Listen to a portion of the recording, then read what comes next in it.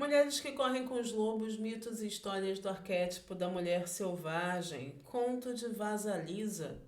Nona tarefa: reformular a sombra.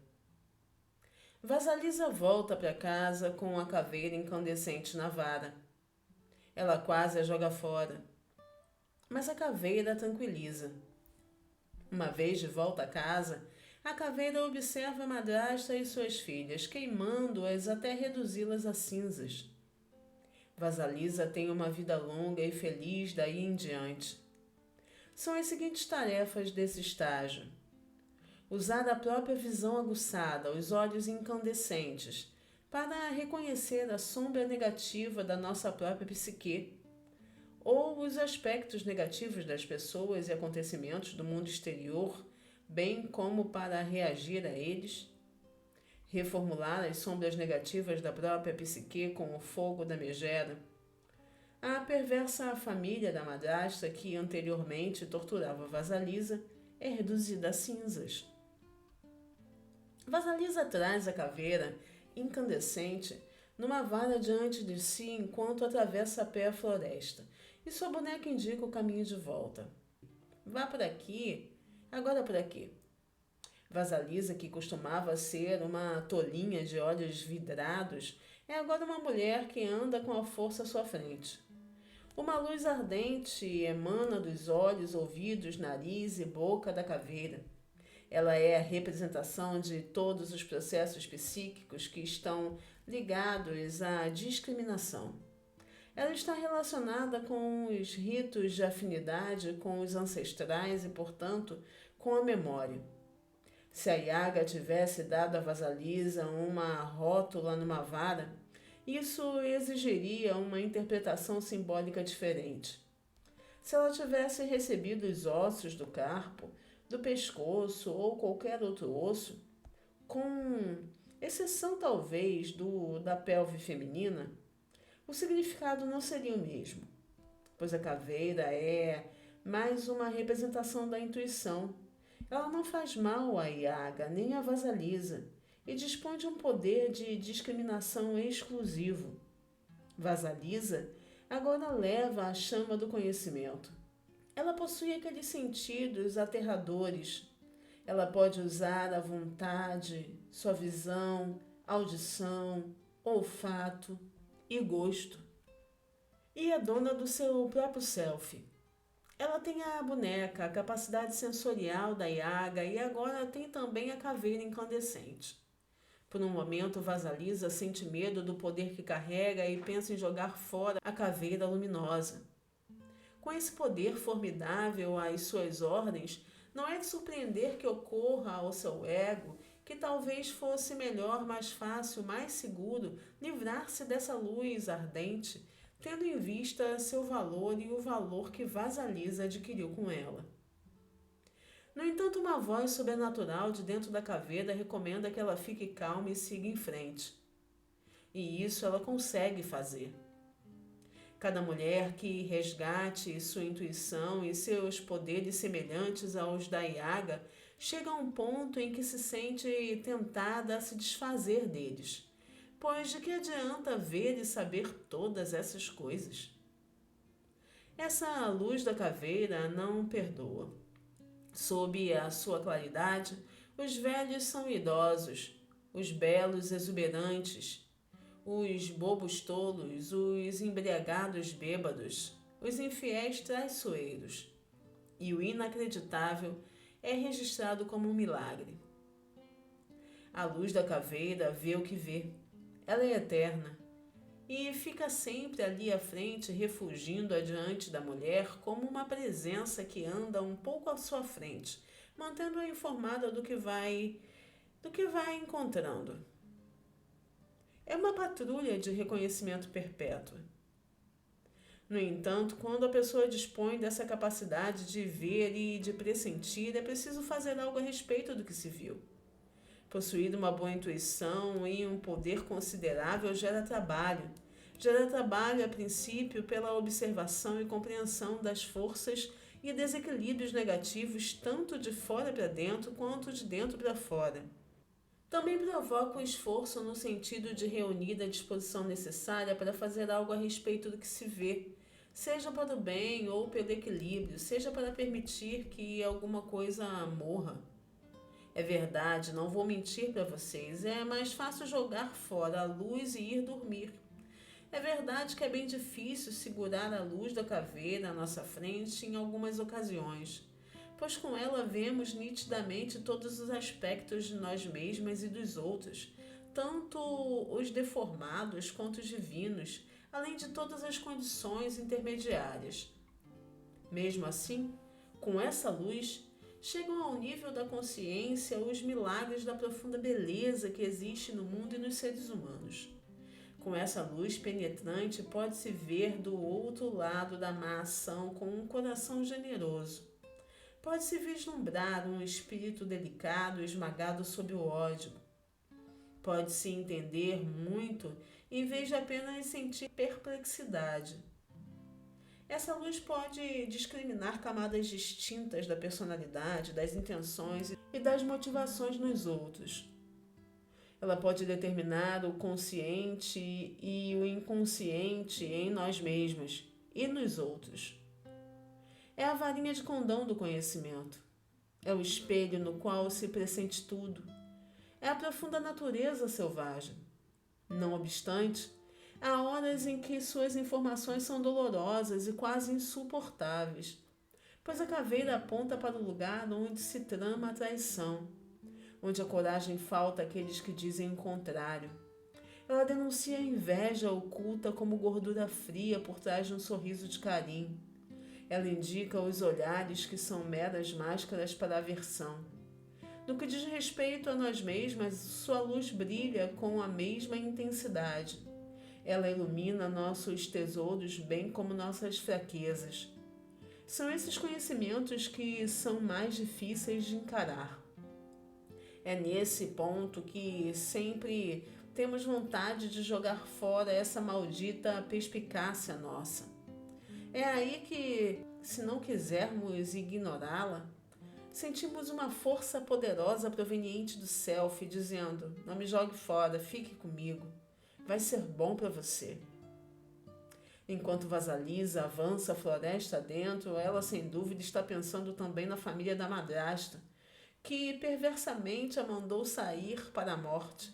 E muito embora ela própria tenha um coração generoso, a caveira não é generosa. Sua função é a de ter plena visão. Por isso, quando Vasalisa quer se desfazer dela, sabemos que a menina está pensando na dor provocada por se ter conhecimento de determinadas coisas a respeito de nós mesmas, a respeito dos outros, a respeito da natureza do mundo. Ela chega em casa e a madrasta e suas filhas lhe dizem que ficaram sem fogo, sem energia enquanto ela estava fora, que não importa o que fizessem, não conseguiram acender o fogo. E é exatamente isso que acontece na psique da mulher quando ela está no poder selvagem. Durante esse período, tudo que a oprimia perde a libido. Ela foi totalmente gasta na boa viagem. Sem a libido, os aspectos mais desagradáveis da psique, aqueles que exploram a vida criativa da mulher ou que a incentivam a desperdiçar seu tempo com insignificâncias, ficam como luvas vazias, sem mãos. A caveira incandescente começa a fitar a madrasta e suas filhas. Ela não deixa de observá-las com atenção. Será que um aspecto negativo da psique pode ser reduzido a cinzas só por ser alvo da observação constante? Pode. Pode sim. Mantê-lo sob o olhar inflexível do consciente pode fazer com que se desidrate. Numa das versões da história, os membros da família perversa são torrados até se tornarem quebradiços. Em outra versão, eles são reduzidos a 3 carvõezinhos. Os 3 carvõezinhos contêm uma imagem muito antiga e interessante. É frequente a crença de que o início da vida se deu a partir de um pequeno respingo ou pontinho preto. No Antigo Testamento, quando aquele Deus criou o primeiro homem e a primeira mulher, ele os moldou com a terra, barro, lama, dependendo da tradução que se leia. Que quantidade de terra? Ninguém diz. Entre outras histórias da criação, porém, o princípio do mundo e dos seus habitantes ocorre muitas vezes a partir do respingo, de um grãozinho, de um único pontinho escuro de alguma coisa. Nesse sentido, os 3 carvõezinhos pertencem ao campo da mãe da vida, morte e vida. Eles foram reduzidos praticamente a nada na psique. Estão privados da libido. Agora algo de novo pode ocorrer. Na maioria dos casos, quando privamos conscientemente algum aspecto psíquico da seiva, ele murcha e sua energia é liberada ou reformulada. Existe outro aspecto nesse esgotamento da energia da família destrutiva. Não podemos manter a conscientização adquirida no encontro com a deusa Megera e ao transportar a luz incandescente se convivermos com seres cruéis interna ou externamente. Se estivermos cercadas de pessoas que reviram os olhos e olham para o teto demonstrando repulsa quando estamos por perto, quando falamos, agimos e reagimos, isso é um sinal de que estamos com pessoas que abafam as paixões, as nossas e provavelmente também as delas mesmas. Não são pessoas que liguem para nós, para o nosso trabalho, para a nossa vida. A mulher deve escolher seus amigos e companheiros com prudência, pois tanto uns quanto os outros podem se tornar parecidos com a madrasta má e suas filhas perversas. No caso dos companheiros, costumamos investi-los com o poder de um grande mago, de um mágico fantástico. É fácil que isso aconteça, pois se realmente conquistamos a intimidade, é como se estivéssemos abrindo um ateliê de cristal, um lugar mágico, ou pelo menos é o que nos parece. Um companheiro pode gerar ou destruir até mesmo nossos vínculos mais duradouros com nossos próprios ciclos e ideias. O companheiro destrutivo deve ser evitado. Um tipo melhor de companheiro é o que é finamente elaborado de uma grande força psíquica e carne macia.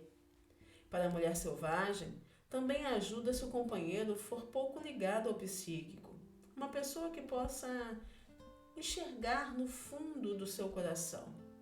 Quando a mulher selvagem tem uma ideia, o amigo ou companheiro jamais dirá: bem, não sei, me parece mesmo bobo, pretensioso, dispendioso, etc. Um amigo de verdade nunca diria essas palavras. Eles poderiam se expressar de outro modo. Acho que não entendi. Diga-me como você visualiza a ideia. Diga-me como vai funcionar. Ter um companheiro, amigo, que a considere como uma criatura viva em crescimento, tanto quanto uma árvore cresce a partir do chão, uma planta ornamental dentro da casa, ou um roseiral no quintal.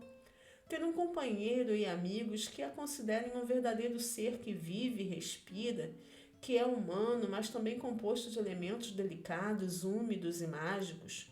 Um companheiro e amigos que apoiem a criatura que existe em você. São essas as pessoas por quem você está procurando. Elas serão amigas da sua alma pela vida fora. A escolha criteriosa de amigos e companheiros, para não falar nos mestres, é de importância crítica para continuar consciente, para continuar intuitiva, para manter o controle sobre a luz incandescente que vê e sabe. A forma de manter o nosso vínculo com o lado selvagem consiste em nos perguntarmos exatamente o que desejamos. Essa pergunta é a que separa a semente do estrume. Uma das discriminações mais importantes que podemos fazer nesse sentido é a da diferença entre o que acena para nós de fora e o que chama de dentro da nossa alma. Funciona da seguinte maneira. Imaginemos um buffet com creme chantilly, salmão, rosquinhas, rosbife, salada de frutas, panquecas com molho, arroz, curry iogurte e muitos outros quitutes colocados em mesa após mesa. Imaginemos que examinamos tudo e vemos algumas coisas que nos agradam. Podemos comentar com nossos botões. Eu realmente gostaria de comer um pouco daquilo e disso aqui e um pouco mais daquele outro prato. Alguns homens e mulheres tomam todas as decisões da vida dessa forma. Existe ao nosso redor um universo que acena constantemente, que se insinua nas nossas vidas, despertando e criando o apetite onde antes havia pouco ou nenhum. Nesse tipo de escolha, optamos por algo só porque aconteceu de estar ali, debaixo do nosso nariz, naquele exato momento. Não é necessariamente o que queremos, mas é interessante. E quanto mais examinamos, mais irresistível ele nos parece. Quando estamos ligados ao self instintivo, à alma do feminino, que é natural e selvagem, em vez de examinar o que por acaso esteja em exibição, dizemos a nós mesmos: estou com fome de quê? Sem olhar para nada no mundo externo, nos voltamos para dentro e perguntamos: do que sinto falta? O que desejo agora? Perguntas alternativas seriam: anseio por ter o quê? Estou morrendo de vontade do quê? E a resposta costuma vir rápido. Acho que quero, na verdade, o que seria muito gostoso, um pouco disso e daquilo. E é isso que eu quero. Isso está no buffet? Talvez sim, talvez não. Na maioria dos casos, provavelmente não. Teremos de ir à sua procura por algum tempo, às vezes por muito tempo.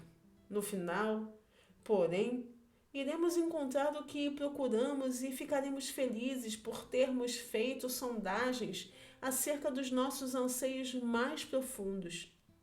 Essa discriminação que Vasalisa aprende ao separar sementes de papoula do estrume e milho mofado do milho são uma das lições mais difíceis de aprender, já que ela exige ânimo, determinação e dedicação e muitas vezes implica esperar pelo que se quer. Em nenhuma outra atividade isso fica mais nítido do que na escolha de parceiros e companheiros. Um companheiro não pode ser escolhido como num buffet. Um companheiro deve ser escolhido pelo profundo anseio da alma. Escolher só porque algo apetitoso está à sua frente não irá satisfazer nunca a fome do self da alma. É para isso que serve a intuição, ela é a mensageira da alma.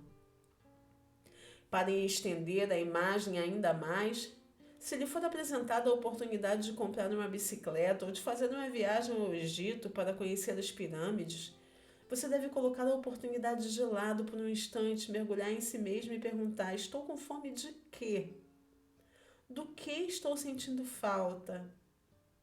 Talvez esteja querendo uma moto em vez de uma bicicleta.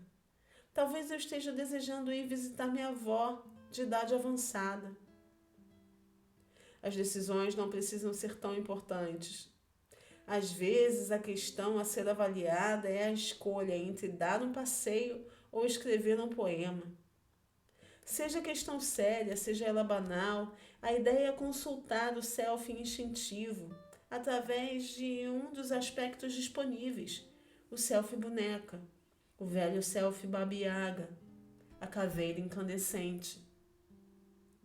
Outra maneira de reforçar o vínculo com a intuição consiste em não permitir que ninguém reprima nossas energias de vida, ou seja, nossas opiniões, pensamentos, ideias, valores, conceitos, morais, nossos ideais. Nesse mundo existem muitos poucos exemplos de certo e errado ou de bom e de mal. Existe, porém, o útil e inútil.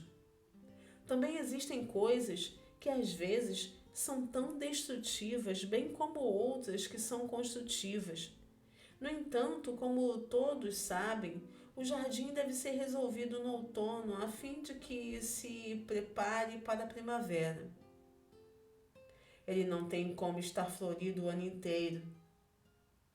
Devemos, por isso, permitir que nossos ciclos inatos Não uma ou outra pessoa externa a nós mesmos determinem as curvas de ascensão e de mergulho na nossa vida.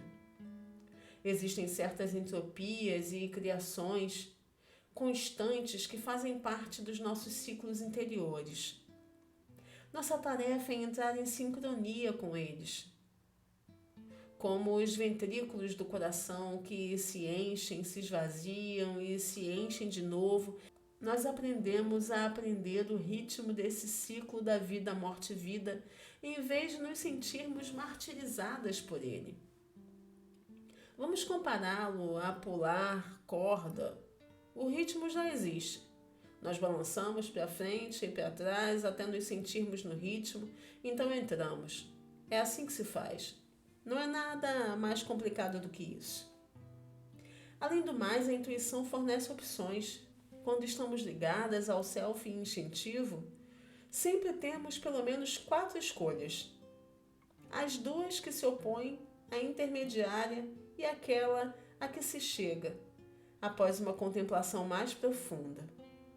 Se não estivermos investidas do intuitivo, podemos pensar que temos apenas uma escolha e com frequência que ela é indesejável.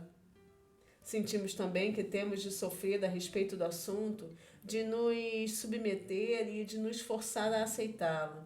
Não, existe um jeito melhor.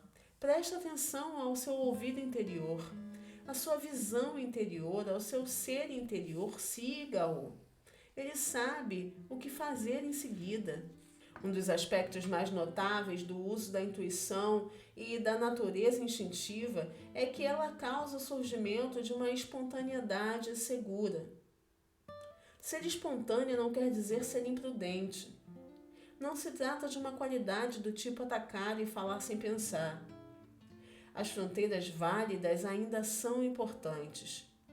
Sherazade, por exemplo, tinha uma boa noção dos limites. Ela usou a esperteza para agradar enquanto ao mesmo tempo se posicionava de modo a ser valorizada. Ser verdadeira não significa ser inconsequente, significa sim permitir que a voz mitológica se expresse. Consegue-se isso calando o ego por algum tempo e deixando falar à vontade aquilo que deseja se expressar. Na realidade consensual, todas temos acesso a mãezinhas selvagens em pessoa. Elas são mulheres e, assim que as vemos, algo dentro de nós salta e pensa: mamãe. Damos uma olhada e sabemos: sou da sua prole, sou sua filha, ela é minha mãe, minha avó. No entanto, do homem com peixes, o homem com seios, poderíamos pensar: ah, vovô, ou ah, meu irmão, meu amigo. Simplesmente sabemos que esse homem é benéfico. Paradoxalmente, eles são intensamente masculinos e intensamente femininos ao mesmo tempo. Eles são como a fada madrinha, como um mentor, como a mãe que nunca tivemos ou que não tivemos pelo tempo suficiente. É assim um homem com peitos. Todos esses seres humanos poderiam ser chamados de pequenas mães selvagens. Geralmente cada pessoa tem pelo menos uma. Se tivermos sorte ao longo da vida inteira, teremos diversas. Na época em que conhecemos esse tipo de criatura, já somos adultas, ou pelo menos chegamos ao final da adolescência. Elas são muito diferentes da mãe boa demais. As pequenas mães selvagens nos orientam e se enchem de orgulho com as nossas realizações. Elas também criticam os bloqueios na nossa vida criativa, sensual, espiritual e intelectual. Seu objetivo é o de nos ajudar, cuidar da nossa arte e reatar nossos vínculos com os instintos selvagens. Elas orientam a restauração da vida intuitiva e ficam entusiasmadas quando entramos em contato com a boneca, orgulhosas quando encontramos Baba Yaga e felizes quando nos veem voltando com a caveira incandescente à nossa frente. Já vimos que ser ingênua e boazinha demais é perigoso. Mas talvez você ainda não esteja convencida. Talvez esteja pensando, ai meu Deus, quem quer ser como Vasalisa? E eu lhe digo que você quer. Você quer ser como Vasalisa, realizar o que ela realizou e seguir pela trilha que ela deixou ao passar. Pois é esse o caminho para reter e desenvolver a alma. Porque a mulher selvagem é a que ousa, a que cria, a que constrói. Ela é a alma primitiva e engenhosa que possibilita todos os atos e artes da criação. Ela forma uma floresta à nossa volta e nós começamos a lidar com a vida a partir dessa perspectiva nova e original. Portanto, aqui no final da reinstalação da iniciação na psique feminina, temos uma jovem mulher com experiências espantosas que aprendeu a seguir seu conhecimento. Ela suportou todas as tarefas para chegar à iniciação plena. Os louros lhe pertencem. Talvez a intuição seja a mais fácil das tarefas, mas mantê-la no consciente, deixando viver o que possa viver e deixando morrer o que tiver de morrer, é de longe a tarefa mais árdua, apesar de tão satisfatória. Baba Yaga é a mesma mãe Nix, a mãe do mundo, uma outra deusa da vida, morte e vida. A deusa da vida, morte e vida é sempre também uma deusa criadora. Ela cria, forma e sopra a vida. Ela está presente para receber a alma quando o alento se foi. Seguindo suas pegadas, tentamos aprender a deixar nascer o que deve nascer. Quer todas as pessoas certas estejam ali, quer não. A natureza não pede licença. Floresça e dê à luz sempre que tiver vontade. Como adultas, precisamos muito pouco de licença, mas sim de maior criação, de maior estímulo dos ciclos selvagens. Deixar morrer é o tema do final da história. Vasalisa aprendeu sua lição. Ela cai numa crise histérica quando a caveira faz arder as mulheres perversas? Não. O que deve morrer, morre. Como se toma uma decisão dessas? Sabe-se, simplesmente. Lá que sabe, sabe. Peça conselhos a ela. Ela é a mãe dos tempos. Nada a surpreende. Ela já viu tudo. Para a maioria das mulheres, deixar morrer não é contra a sua natureza, é contra a sua criação. Isso pode ser modificado. Todas nós sabemos, no fundo, de luz ovários, quando chegou a hora da vida, quando chegou a hora da morte. Podemos tentar nos enganar por vários motivos, mas sabemos. Pela luz da caveira incandescente, nós sabemos. Encerro esse conteúdo por aqui e aguardo você no próximo vídeo. Se você ainda não apertou para seguir, aperte para seguir aqui o canal, deixe o seu comentário, deixe o seu like e obrigada por me acompanhar até aqui.